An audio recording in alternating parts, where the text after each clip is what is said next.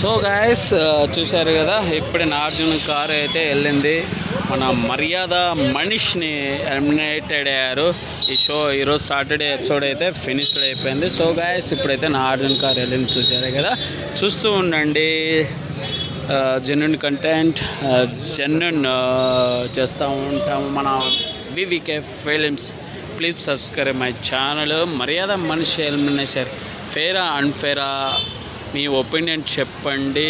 So guys ఇది Annapurna studio Bigg Boss house లోపల ఉంది. సో ప్రస్తుత పరిస్థితి చూశారుగా, మన నాగార్జున కార్ అయితే వెళ్ళింది.